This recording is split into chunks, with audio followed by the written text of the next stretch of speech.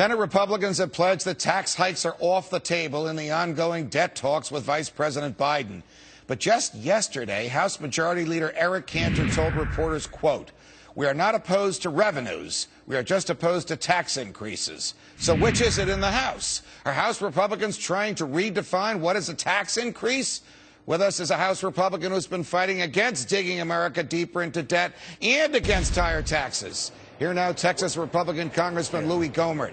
Congressman Gohmert, it's a pleasure. Welcome back to Freedom Watch. Always good to talk to you, Judge. Thank you. Did I misread, did all of us misread Majority Leader Congressman Eric Cantor when he said we're not in favor of tax increases, we're just in favor of revenue increases? What's the difference? What's he talking about? I'll give him the benefit of the doubt. I'm in favor of higher revenues from taxes, but you do that by stimulating the economy, by getting out of the way so that the economy can grow. That's what has happened in the past. And Judge, I was talking to some folks from Turkey about how well their economy is going, and I said, gee, you must have had some massive and many stimulus packages to get your economy going, and they don't understand sarcasm, so they say, no, that's crazy. No, we lowered our corporate tax rate to 20%, companies came flooding in. That's how you increase revenues from taxes. You lower the tax rate, you stimulate the economy that way. I know what the administration is hoping. They're hoping that we could create another census, because that's where most of the jobs came from that this administration created. Right. Very clever.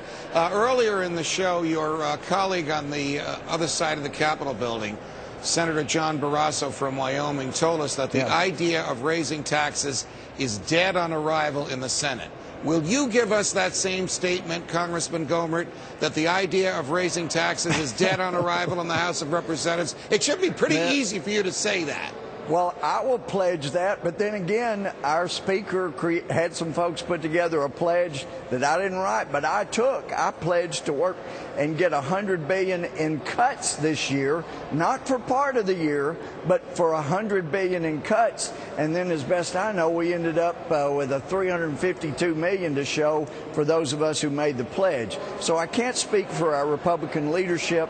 I can speak for this person and many other Republicans I know. Increased taxes are dead on arrival unless there's some deal made above my head that I fight against, because I certainly don't support that, and I know most of the people I'm close to would not either. If Speaker Boehner and the leadership cut a deal with Vice President Biden to raise the debt ceiling, is it true that many Republicans, including you, will oppose that on the grounds that we have to stop the borrowing, we have to stop living beyond our means, and the time to do so is now?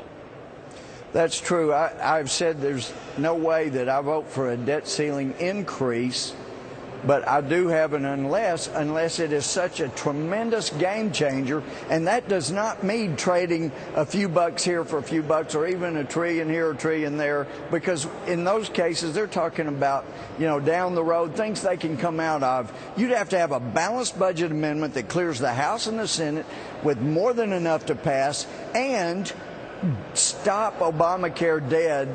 Those would be two massive game changers that would be effective, but it doesn't sound like to me our leadership is going to push to that extent. I cannot support the kind of minor changes they're talking about making. It has to be a massive game changer, and I haven't heard our leadership talk about those things yet. I don't think that game changer is going to come either, but if you guys and gals in the House stand firm, they simply won't have the votes to raise the debt ceiling, and maybe prosperity will return. Congressman Gohmert, it's a pleasure. Thanks for joining us. Thank you for helping. You've helped create some stronger backbones, and I sure do appreciate that. Thank you, sir.